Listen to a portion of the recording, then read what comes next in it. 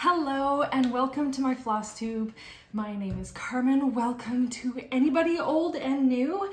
And if you are a returning viewer, you will right away probably notice that I'm in a different spot today. And that is just because in my living room, which is on the other end of my apartment, I live on a very busy street and the cars are going by and it's been raining all day. So it's just like really loud in there. So I'm in my kitchen. It's maybe a little bit more echoey in here, but I still really wanted to film this today because I'm actually leaving the country tomorrow. So it's now or never. Anyway, so I'm gonna get right into it. Last video, I did my Stitch North recap. And in that video, I had only one piece of stitching to show you because it's all I worked at Stitch North, and I have since finished it. So what I had worked on was this. Let me take it out of the plastic. So this is 1897 Schoolhouse samplers, the Upping of the King's Swans, and the original stitcher was a girl called Emma Kerridge who stitched it in 1870 at the age of 11 years old. And this is a really interesting color palette that Leanne, the designer, came up with. And I got it all kitted up with all Roxy Floss everything when I was at Stitch North.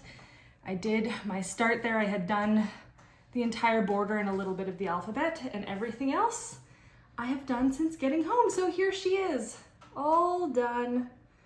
Hopefully you can see that pretty well.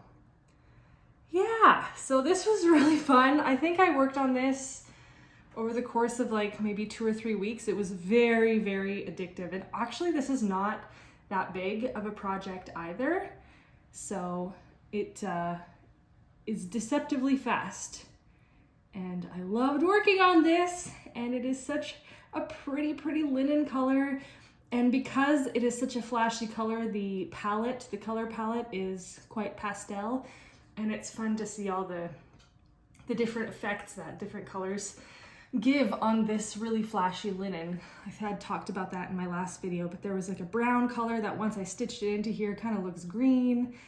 And actually in this light, my light is a little different in this room. But it looks a little bit more burgundy, this darker color here.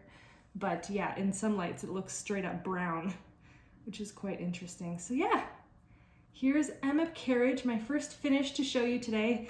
And I believe I counted 7 cross-stitch finishes to show you today. So first of many, and here she is. Okay, in this setup, usually when I'm in my other room, I will put my finished things on my couch. But I don't have a couch here, so I'm just gonna put it over this chair and it'll keep getting covered up by more things as I continue to talk about my finishes. So yeah, that was my first finish to show you, Emma Kerridge, and I really enjoyed stitching this, and I would definitely stitch it again. Probably not anytime soon because there are a million things on my to stitch list, but it was a really fun one to do and I highly recommend it. All right. I think I'm going in order, but I might not be. The next thing that I finished, or that I'm going to show you that I finished, is something that I had, it was gifted to me at Stitch North again. So we're keeping with the Stitch North theme for a little while. Actually, a lot of these pieces have something or other to do with Stitch North. So a lovely friend of mine, Jerica, who was sitting at my table at Stitch North, had gifted all of us at our table, as well as some other friends that she had in the room, the pattern and the linen for Flowers Always by Emily Call. This was a new to me designer, and as you can see it says, I must have flowers always. And something that was really fun about my little group there at Stitch North is that we had decided to try to Zoom call once a month or so. And so because I knew I was going to be seeing them again virtually, I waited until we had that Zoom call to start this. And it has, I think, something like 3,000 stitches in it. So it's really not big at all. So the linen that Jerica had gifted all of us was, again, a new to me linen by Count On Linens, which is a Utah local to Jerica dyer. And the color of the linen is called Golden Sundance, and it's in 36 count. So I'm just gonna show you what I have here. And I'm really glad that it shows up pretty well, looks like, in this light, because depending on the light, you can't always see the words. But I kind of like that. So This is my finish. The conversion I pulled from Stash mostly. The only color that I had bought at Stitch North was this white because it was difficult to find a white that would show up on this color. As you can see, it's kind of a yellowy golden color, hence the name of it, Golden Sundance. But it's still quite pale, so not every white showed up on it. And so, oh, what was the name? I think the name of the floss is called Dreamscape. If not, I'll have it on screen. It's a Roxy floss color. And what I decided to do, because I feel like with 36 count, it can kind of go either way if you want to stitch with 1 or 2 threads. Because I really wanted the text to show up, but I don't prefer stitching with 2 threads, I ended up deciding to stitch just the text with 2 threads, and then everything else, all of the flowers, I did those with 1 thread. And I think it's actually showing up pretty well on camera, but it creates this really interesting 3D effect where just the words kind of pop and everything else sort of sinks into the fabric. So it has a little bit more dimension in that sense. And this is, I believe it's a perfect square. So this would be a really fun thing to have framed, I think. And I really want to start framing things. I have so many finished pieces from the last 2.5 years, like probably at least 30 at this point. Some of them are quite big. But something like this, when it's a perfect square, I feel like you can find frames yourself, because it's quite expensive to have things custom framed. But something like this, I feel like I could probably figure it out on my own. I just don't really know where to get frames. If anyone has any suggestions, please let me know.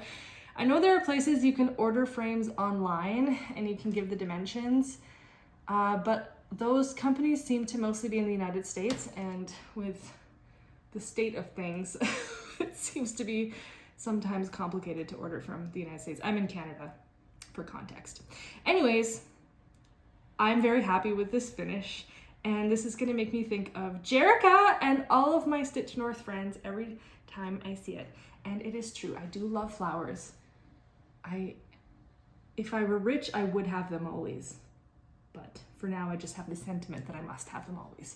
So I'm gonna put her here next to Emma Kerridge. This is my new system.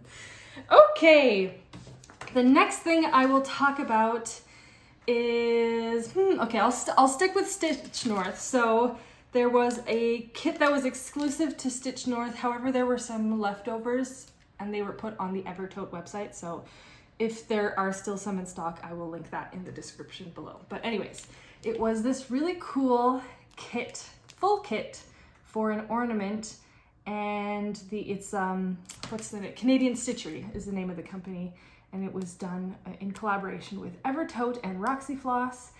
So all of the flosses were Roxy Floss. Now I have this finished and I will take it out of here. So I have clearly not fully finished this. It has just been stitched, and I ended up deciding to use 3 threads to stitch this. I think the instructions tell you to just use 2, but I ended up having enough floss to use 3. However, one of the colors, I think it's the Elle Woods color, that one I had 0 leftovers at the end, so maybe it was a little bit of a risky choice, but it worked out in my favor. And this was really fun because when I was in Toronto and Brampton, it was full cherry blossom season, so it commemorates the trip that I made out there. And I also went a few days early and hung out with my sister for a few days. That's when I saw all the cherry blossoms, so I feel like, you know, I got this at Stitch North. It more so commemorates the couple of days beforehand, but yeah, it's so pretty. And this is a really interesting way of stitching, because normally I'm a pin stitch girl. I like to end and start with pin stitches. You can't do that on this, so you have to, you know, travel a lot and vary your threads. This is the back, in case you're curious. Normally my backs are a lot more tidy than this, but you know, you do what you gotta do. It's the front that matters, and the kit came with this backing, so it's like a sticker, you can back it up. And the reason why I haven't actually fully finished this is that I had gotten some trim that was sold separately, optionally. And maybe somebody can give me some advice here, because I'm a little nervous to fully finish this, because I feel like if I glue the trim to the wood and then I put this on top, it'll be like weird and bumpy on the back, and maybe this won't stick well to the trim. I don't know if anyone has any experience with this, or maybe it's better to just put this velvety backing on first and then glue the trim afterwards, and then the back won't look as pretty, but it's not what's important, so I don't know. Anyways, also it came with a little needle on this tiny little piece of felt, which I thought was really cute, and it comes with some baker's twine for tying it up. So I think this will be a very easy fully finish. I just need to like decide whether or not I want to put the trim under or over this backing. So if you have any advice for me, I would appreciate that. Now I can't really place this here. I'm definitely going to knock that over. So you'll just have to remember what this looks like. Okay, next is a really interesting project. So one of my, Stitch North buddies is Shiloh X Stitch MD, and I have decided that I'm just gonna copy everything she does because we've been stitching a number of the same projects, which I guess happens when you start to become friends with somebody and go to the same events and buy all of the same things. You end up stitching a lot of the same things. Anyways, this was not part of that group of things that we had bought at Stitch North, but I had just finished something. I don't remember which of these projects I'd finished, and I really wanted something kind of quick to tie me over for a few days. So Shiloh had just started this project by the Primitive Needle, and it was exactly the kind of project that I was looking for, and I had had my eye on that cross stitch brand for a couple of weeks. So if you're not in the loop, here's what's going on with the Primitive Needle. So the Primitive Needle was started by a woman called Lisa Roswell back in, I think, the mid-2000s, somewhere around there. And in, I believe, 2011, she very suddenly and tragically passed away, and her cross-stitch brand kind of ended there. And so for many years, her patterns have been sold on the secondary market for, lots and lots of money. And right now, there's this really beautiful project that's going on, headed by her daughter, Mariah. And I'm gonna link below a video where Cross Stitch the Globe actually does an interview with Mariah, and Mariah tells the whole story of her mom and the brand, and recharting all of these things and selling them online as PDFs now. So I was just really moved by that story, and the project was sort of perfect for what I needed at the time.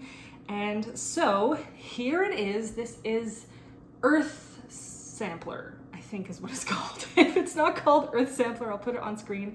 And it's really small, and I used some of the called for and then some substitutions that I had in stash. Again, for any conversion that I do here, I always take notes of this, so if you ever want them, I'm happy to share them with you. So you just have to let me know. Contact me either by email, which is in the description, or through Instagram, and I can get that to you.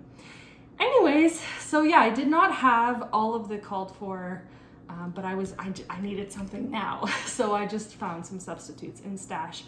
I will say, and this has been discussed by a few people online, namely Shiloh, that this was designed, I don't know, in 2010 or something like that, and there have been changes in dye lots over the years. So I can't remember what this red color was called. I think something cranberry. Anyways, I used it for the letters, but it didn't make sense everywhere. So like this bunny was supposed to be in that color, and I didn't really want a red bunny, so I just kind of found an orangey brown color instead. So that's something to keep in mind. However, I did keep the red for the eyes of the sheep here, because I just thought it made the sheep look kind of demonic and funny. So I kept them red, but maybe you don't want a possessed sheep on your sampler. I just got a kick out of it, so I left it.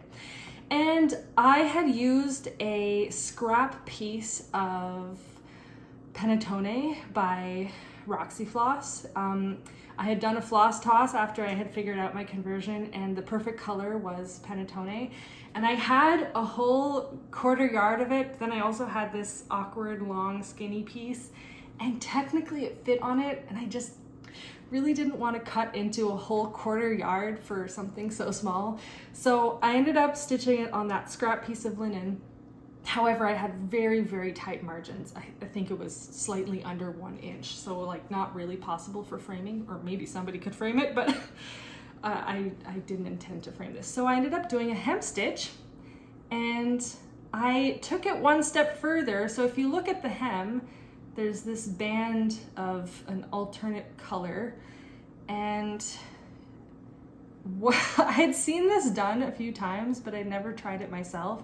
So basically what you do is you take one at a time, you pull out one linen thread, and then I took one of the darker colors, is probably the color of this bird, the cotton thread, and I like sewed it back into where that linen thread had been, and I did three threads on all 4 sides, and it creates this really cool effect. I think it's worth it, but I will say that I believe it took me 3 hours to just replace the threads on the 4 sides of this thing, and it's very small. So you can imagine that if you were to do this on a larger piece, you gotta set aside some time for that. And I had made the mistake that I had pulled threads for the hem stitch first, and in hindsight I would not do that because it made everything a little bit less stable. I still managed to make it work. But yeah, it was a labor of love. And I especially like how it looks in the corner when all of the new threads intersect, because then you end up with a square in that new color. Anyway, so I'm quite proud of this, and I think what Mariah is doing right now, Lisa, the designer's daughter, is just like a beautiful legacy project. And so I'll link the website below, and I think Mariah is planning on re-releasing every single one of her mom's charts as she's able to, because she's like digitally putting them all into some program somewhere to release them. I'm not sure how that works. Anyways, but yeah, so she's releasing them one at a time. And I know that there are some unicorn charts that people have had that are being released now. So she does a lot of kind of Halloween spooky Salem witchy stuff, so if that's your thing, you should definitely check that out. So yeah, Earth Sampler. And she will go right there. All right, so remember how I said that that was stitched on a scrap piece of Panettone? Well, I didn't use the whole scrap, but I did use the remaining part of the scrap for this guy. So this is how tall that piece of fabric was. So you can imagine that, you know, I didn't really have very much margin to work with on this piece. But yeah, okay, so when I was at Stitch North, I had picked up a whole bunch of these little patterns by the Tiny Modernist. This was one of them. And in the month of June, there is a stitch along. Actually not entirely sure who hosts it, but I think it's something that happens every year. And anyways, the idea is that you pick a piece that has strawberries in it and you stitch it in the month of June. So that's what I did. And I had the idea of doing this shortly after Stitch North. And I love strawberries. So also the strawberries that are native to my area have basically ruined strawberries for me forever. They're so good. And I actually just ate a whole bunch of them because I'm leaving for the Netherlands tomorrow, and I had bought like a 3-liter box of them, so I didn't want them to go bad, so I just stuffed my face with strawberries in case anybody was curious. But anyways, this is Mouse's Strawberry Jam by the Tiny Modernist. This again is a Roxy Floss conversion that I did.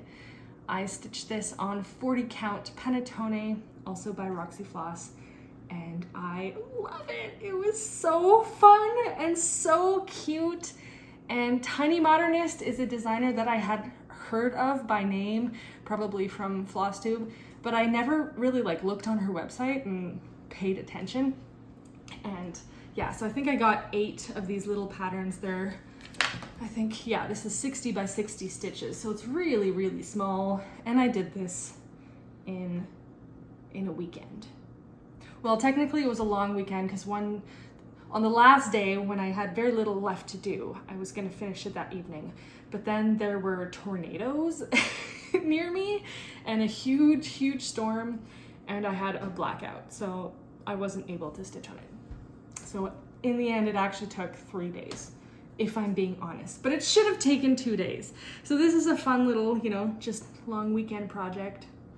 And I love strawberries so much, and I made a whole bunch of jam last summer. And when I come back from the Netherlands, I fully intend to make more strawberry jam because it is so delicious. Yeah. So that was the last of that scrap of panettone. And I remember that fat quarter. I had done a big sampler on it like a year and a half ago. So it always feels really good when you finish up an entire fat quarter of linen. I have no leftovers, so yes. All right. And with that, you can no longer see any more of the purple linen, which is a little sad. Maybe I'll adjust this a little bit. There, you can see a little purple now.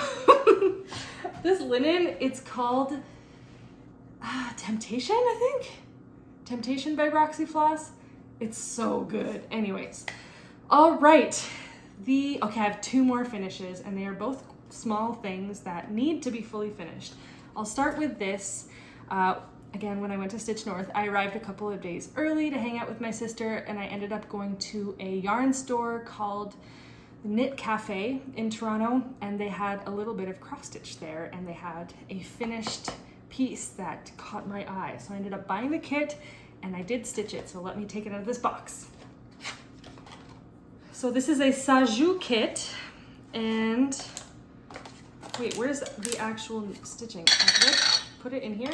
Yes, I stuffed it in the box. So it's gonna end up being a little box, and obviously this is not ironed. I will iron it at some point, but here it is. And I have no idea what count of fabric this is, but I'm gonna guess it's something like 28. I used 2 threads, a lot of back stitching in this. This was a lot of, you know, 3 or 4 stitches in one color and then 1 stitch in another color. So even though it's small, it was kind of, took a while, but it's super, super, super pretty. And I technically have everything I need to fully finish this. I needed fabric glue, which I got the other day. Gorilla glue, I don't know, this seems a little intense. I'm a little scared to use this. But yeah, I technically have everything I need to finish it because there's this piece of like quilt batting, and you put that behind there, and then you glue it to this piece of cardboard, and then it kind of goes like this, and then it gets glued to the top of this thing. So it'll end up being sort of like that. And then it goes on top of the box, and then there's this sticker that goes around the box, and then it's done. Here it is. So obviously I haven't done any of the finishing, but I'm just a little scared to use the fabric glue because I feel like once the glue gets on this, there's no going back. I have done some fully finishing, but it's always been reversible. It's always been with some hand sewing, not with gluing. So I'm a little nervous because once I get glue on this thing, it's game over. Anyways, it came with this thread. There's tons of leftover, and it's Sajou's own thread, and it's really weird. There's 4 plies in it instead of the 6 that you get with DMC, and it's like a little bit ropey. Anyways, has anybody used this stuff? I'm not sure if I like it, but anyways, I used it, and I do think that this is really, really pretty. And I need all of you to bully me and peer pressure me into finishing this so that it doesn't just languish in this cardboard box. But yeah, that is another cross-stitch finish that I have. And I will put it right here. And it's really, really pretty. I saw the finished thing at the shop when I bought it, and I need to finish it. It shouldn't be that hard. I'm just a little nervous. Okay, and the last cross-stitch finish that I have to show you is another kit that I had picked up at Stitch North, and it's this guy. It's a little needle book by, was it Garden Moon? Yeah, Under the Garden Moon is the brand. And I, again, need to fully finish this. I have done all of the stitching.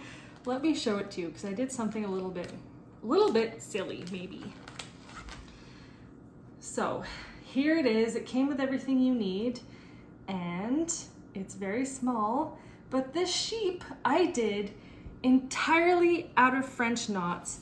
And in the instructions, it kind of gave you that as an option. And actually, if you look at the cover, this one was done with whisper thread in crosses, and this one was done with pearl cotton in French knots. So the French knot idea didn't come from me, but I really liked the look of the French knots. So I didn't have pearl cotton, but I did have the white thread that it came with. So I held one strand of the white thread along with one strand of silk mohair, like for knitting, like knitting yarn. Hold on, I'm gonna grab it 1 second. So this is what I use. This is Drops Kid Silk Mohair, and you use this for knitting. It's not intended for embroidery or cross stitching. But as you can see, if you're not a knitter, you might not know this. So I'm sorry to the knitters who I'm kind of, this is basic knowledge maybe for some of you. But anyways, not everybody knows this stuff. So it's basically a thread that is at its core silk. So it's quite strong. And then there's mohair. So you see that white fluff that comes off of it. And that creates, you know, sweaters that have something that is referred to as a halo. So it'll have some fluff coming off of it. It's also very warm. It can be quite itchy for some people. It prevents pilling. Anyways, mohair is great. It's kind of a love-hate thing. I'm leaning on the love side of it.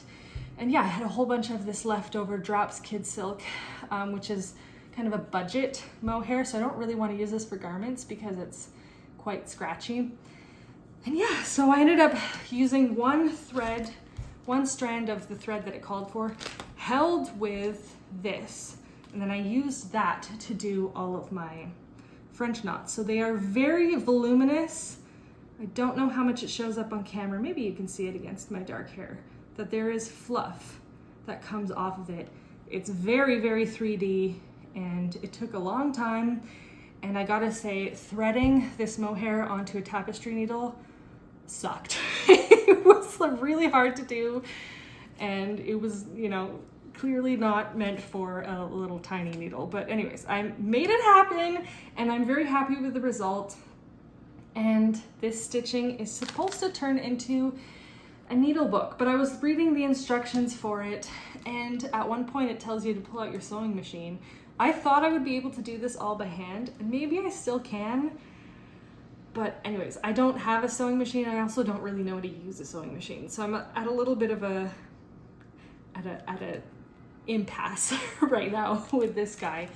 But I would really like to finish this and have this as a little needle book. And you might be able to see that on the edges there are beads, and it came with the beads also. So it's a very, very cute little project. And when I got it at Stitch North, there was a finished model there, which again is probably a big part of the reason why I got it in the first place.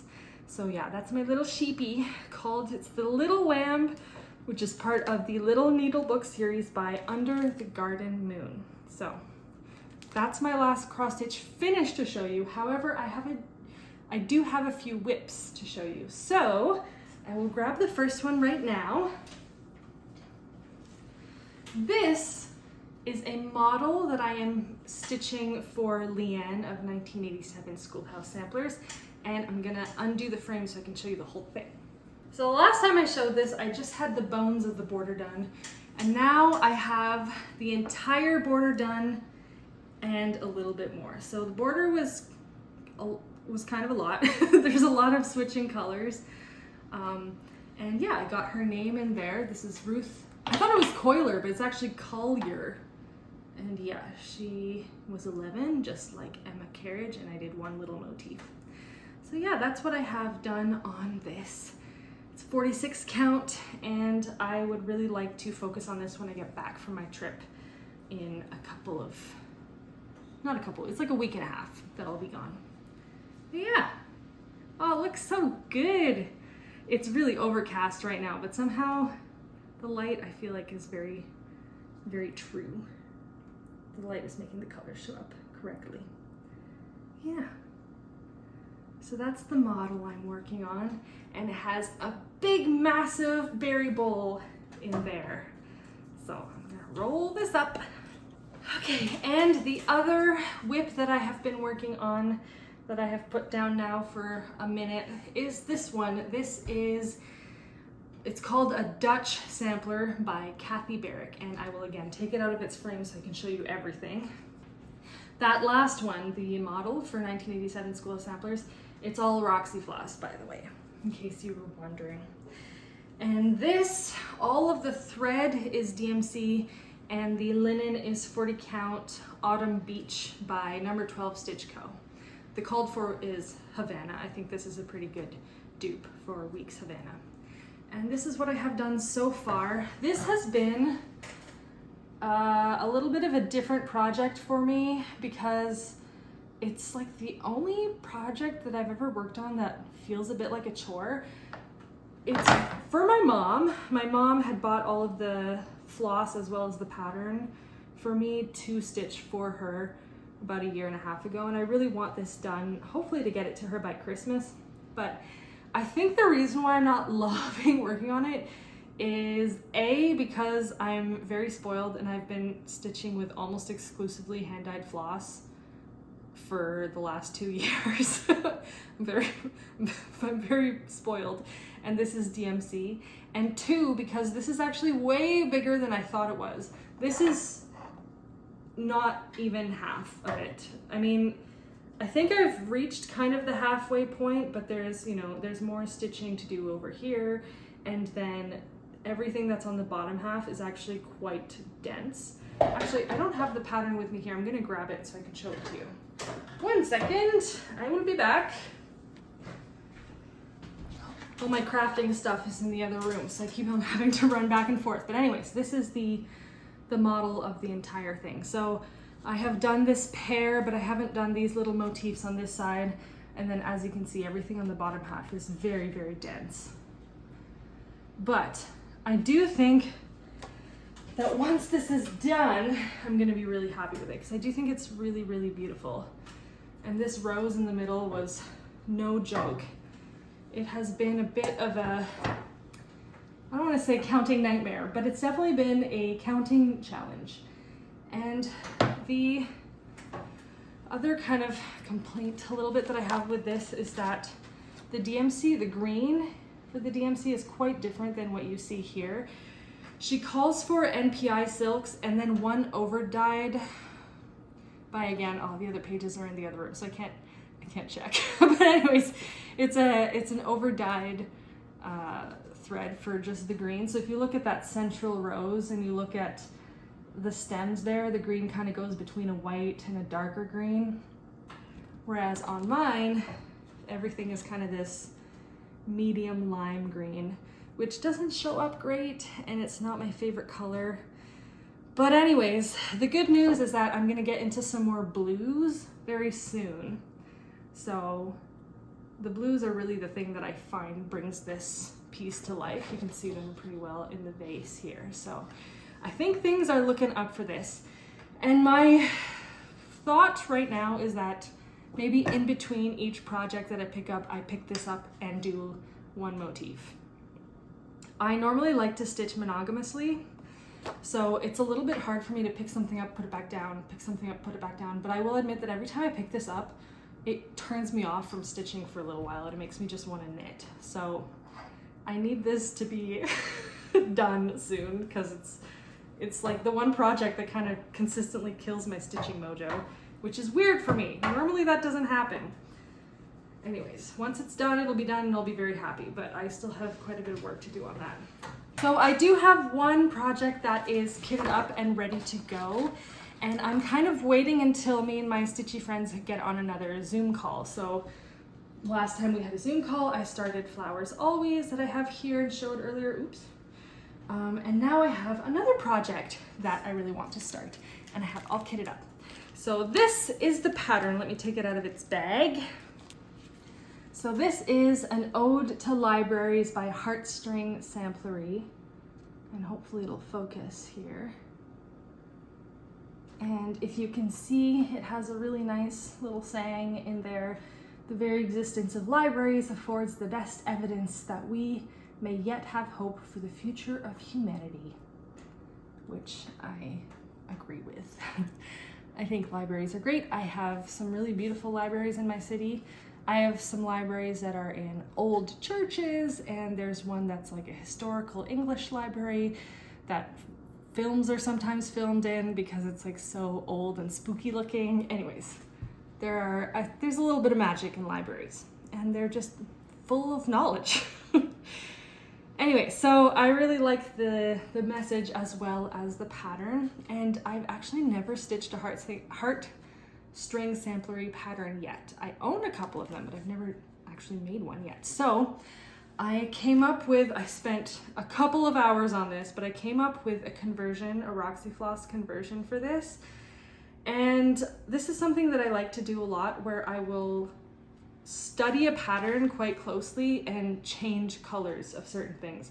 Can't remember all of the choices that I made, but like, you know, the text is in a purple. I changed that to, I think it's like a tealy blue. I can't quite remember. And the big flower at the bottom, I changed that to, I think it's also a shade of blue. I don't quite remember. But yeah, like things where you can get away with changing the color, like text or a book or a flower. I like to kind of put my own little personal touch onto it, and also pull from stash. Something I'm noticing is that I have a real shortage of purple threads. So my next floss order will include some purples, so I can fill that hole in that gap in my stash. But yeah, these are all the colors that I have chosen for this. These are all Roxyfloss threads.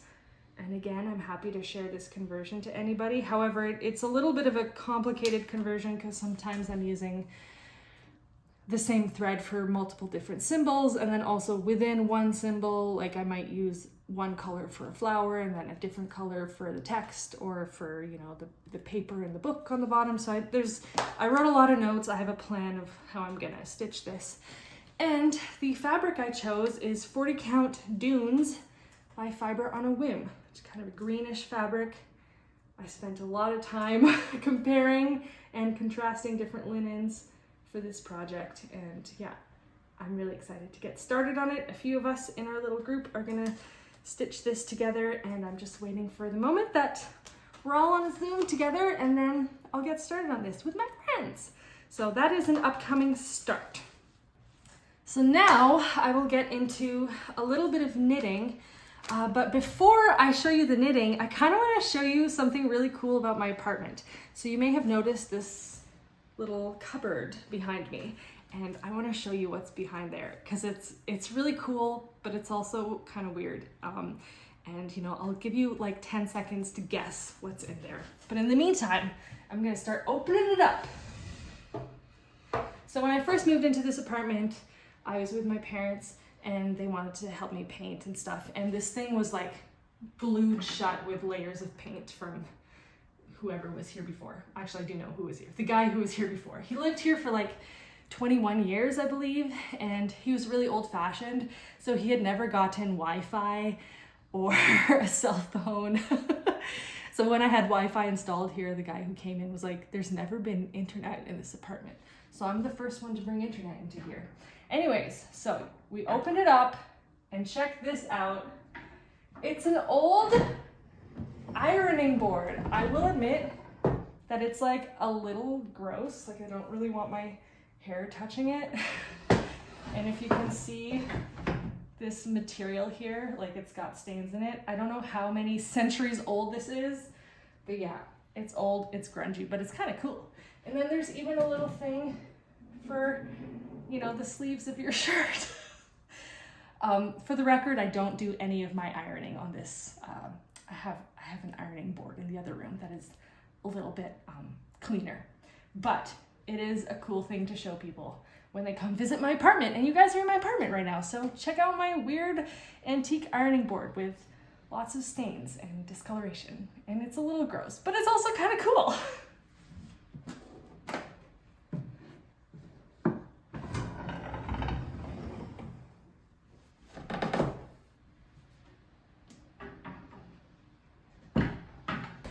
So that was my secret emergency ironing board that was hidden in this apartment when I moved in. And so yeah, I have a couple of knitting things that I want to show, and I have other things that I've knit, but I'm actually going to save them for my next video. So I have knit 2 t-shirts. This is the first one. If you watched my last video, I had talked about some yarn that I had bought for a tank, the Moon Crush tank. And I'll put on screen the pictures of what I made with that. I ended up frogging it because it fit terribly. And I had made a lot of adjustments, and I had frogged, and I had, anyways, it was a bit of a fail. And it was like the first time that I kind of abandoned a project, but I think sometimes you kind of just gotta count your losses. So I frogged it, and I reused that yarn to make a different shirt. This is the Tombo tee by Florence Miller. So if you know Handmade by Florence on YouTube or Instagram, this is her pattern. It's only supposed to have 2 colors, but that other tank had 3, so I had enough of one color, but not enough of either of the other 2. But if I put them together, then I had enough, you know? So it's a little bit of a creative take on that. And I think that this is maybe like the best thing that I've ever knit. It fits so well. It's supposed to have positive eaves on the sleeves. It kind of has 0 ease on me, but it doesn't really bother me too much. If I were to make this again, which I think I actually might, I might just pick up extra stitches under the arm. And yeah, and I think I would do it in like a navy blue and a cream. So yeah, this was knit with Knitting for Olive. The white color and the red color are the merino, and the lime green color is the cotton merino, which I really like. I mean, I like them both, but for a summer shirt, I kind of want to use some more cotton merino. So this is the first t-shirt I made, and then I was kind of on a t-shirt kick, which, by the way, this was a lot of stitches. I mean, I think it's done on 2.75 millimeter needles, if I'm not mistaken, small needles. And there's a lot of stitches in here. So you would think that a sweater would be more knitting, but I actually think that this was more actual stitches, even though the sleeves are short. So do not be fooled. There's a lot of knitting to this, but I am thinking that I want to make more summer or light garments because you can wear them all year round. I have a few sweaters that I made over the past year that I love, but I cannot wear them right now. It's like way too hot. So I feel like this is really practical because I could even wear this in the wintertime underneath some sweaters. So I definitely recommend this pattern and recommend knitting warm weather stuff. So that was the first t-shirt, and then I really wanted to do another t-shirt. And so I had some Barocco remixed light in the color aubergine that was gifted to me. And I had 2 skeins of it, which was enough for this t-shirt, which is constructed very similarly to the Tombo tee. I actually didn't talk about that, but it has a saddle shoulder, and that's a really fun way of constructing things because it kind of breaks up the increase sections. So I've only done raglans in the past where you increase on all 4 sides here every second round, but with a saddle you increase only on the front and the back every single round, and then you increase only over the arms every second round, and then once you've done that for a while you do some regular raglan for a little while. And so it kind of breaks it up into 3 sections, and it creates a little bit more of a structured garment, and it fits really well, and I find it to be really flattering. So I remember my mom telling me when I first started knitting that like raglans are the best fit and nothing's as good as them, but I don't know. Has she done a saddle shoulder? Maybe she needs to. I gotta tell my mom about saddle shoulders because I really like this. And this other t-shirt is also a saddle shoulder. The proportions are a little bit different. So the saddle is only, I think this was 3 stitches wide, but it's the same concept where you have, oh my goodness, I just washed this and there's fluff on it. Anyways, where you have the increases broken up into 3 sections. And this is the Avenue Tee by Tori Yu. And again, a lot of fun to make. Why is there so much fluff on this? How did that happen? I literally just washed this. Anyway, so yeah, I have another t-shirt now. And this is a fun yarn, and it's a cool yarn because it's 100% recycled fibers.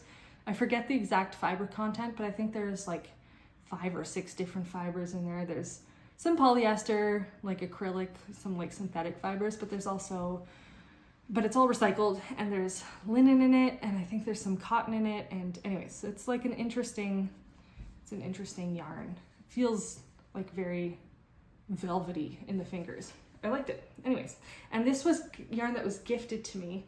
A few videos ago, I showed a big box of yarn that was gifted to me by a lovely internet friend. So I got to use some of this yarn. This will make me think of her every single time. So thank you again to my lovely friend who gifted this to me. And so yeah, I am bringing both of these on my trip to the Netherlands. I mentioned it a couple of times in this video, but this time tomorrow, actually I'm not going to be in an airplane this time tomorrow. I'm going to be sitting in an airport because I have a 10-hour layover, which is super annoying. But anyways, I will have commenced my trip to the Netherlands tomorrow. And for 10, 11 days, I'm going to be in the Netherlands, and then I'm going to go to Copenhagen for a few days in the middle to meet up with my boyfriend who's currently on tour in Europe. And then I'm going to go back to the Netherlands for a few days, and then I'm going to come back here. So I have 2 new knit garments to wear on my trip, and I plan to do a lot of yarn shopping. I plan on packing super light. I'm going to bring one of those smaller suitcases and bringing as little as I possibly can so that I have as much room for yarn as I possibly can on my way back. I'm going to go to the new Stephen and Penelope location in Amsterdam.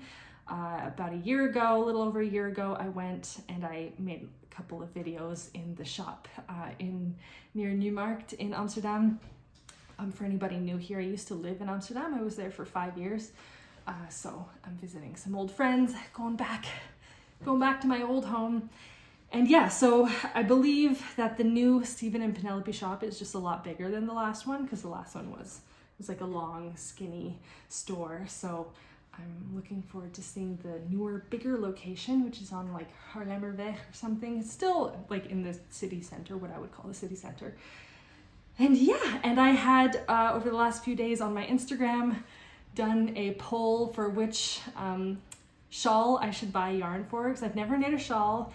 And Stephen West, who is the co-owner of Stephen and Penelope, is kind of the king of cool shawl patterns. And shawls are cool because I feel like it's almost a decorative piece. And when I went there last year, they had them pinned up to the walls and on the cash register. They were almost like tapestries on your wall. That doubles also as a shawl that you could wear as like kind of like a scarf. So yeah, the winning shawl pattern is the glittering snowscape pattern. So I don't know which color palette I'm gonna go for, but I'm gonna go into that shop and I'm gonna just see where my feet lead me. And that shop is kind of hand-dyed yarn heaven. So I'm really excited to go back there and maybe have a little bit more space to stretch out my arms, because the other place was a little small. And then in Copenhagen, if you're a knitter, you probably already know this, but it's kind of like one of the epicenters of beautiful, beautiful yarn. Now the knitting culture there is very opposite to Stephen West. Stephen West is very like colorful, flamboyant, rainbows, all the colors, all the hand-dyed yarns. And then the Danish knitting culture is like a lot of staple garments that you would wear, like everyday garments, really smart and thoughtful construction, and yeah, maybe some more muted color palettes. And I think there's space for both of those extremes in my closet. So I hope to grab some wool there too. There is a lot of wool in those shops that is, you know, from Denmark, that are also available here in Canada. So I did a lot of research online, and there's one yarn brand that seems to not be available, at least not in Canada, but it seemed like outside of Denmark maybe, and it's called Fjellholt, I believe. And so I'm kind of gonna try to get that if I'm able to. We will see. And while I'm in the Netherlands and in Denmark, I have 2 knitting projects that I'm gonna bring with me. I'm not gonna bring any cross stitch because I don't really like cross stitching, not at home. I kind of need my little setup And I'm also worried about, you know, getting things dirty, whereas I don't really care if my knitwear gets dirty because it's gonna get put in the wash anyways, or hand washed, depending on the fibers. But yeah, so I have 2 knitting projects. One is a pair of socks from 52 Weeks of Socks, which is an ongoing knitting challenge that I've made for myself. It is pattern number 20 from that book. And I won't show that because that'll go in a separate video. But the other pattern that I decided to cast on and bring with me, I'm in a summer shirt kick, and I was looking for something to knit out of, especially Line by Sandnes Garn, which is a yarn that I just keep seeing coming up over and over again. It's a linen viscose and cotton blend, I believe. It's a summer yarn. It's a worsted weight. Anyways, so recently Liz from Elizabeth Ann Can Stitch had made a, you know, summer knitting plans video, and she had mentioned this pattern called the Clover Tee by Le Knit, and it was like exactly what I was looking for. So I started, and then I told her I was starting it, and then she actually ended up casting it on too. So we're kind of knitting this at the same time, and I have done actually quite a bit of it. I'm maybe like 2/3 of the way through the yoke. It's a lot bigger than it looks right now because all the stitches are kind of scrunched together. But yeah, it has this really simple lace pattern in it, and that's actually the back. This is the front. I mean, they sort of all look the same.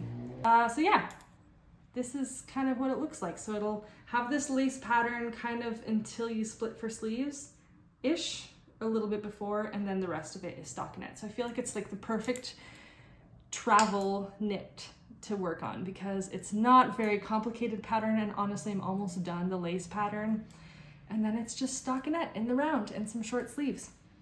So it's perfect. And yeah, this is the yarn, this is the color, I think it's called white almond or light almond or something like that, and it's very silky yarn. I will say my only like qualm with it is that it's a little bit slippery. So when I was doing my Italian cast on, it was really easy to accidentally drop stitches, which is, I don't really know how to fix that when you're still working the cast on.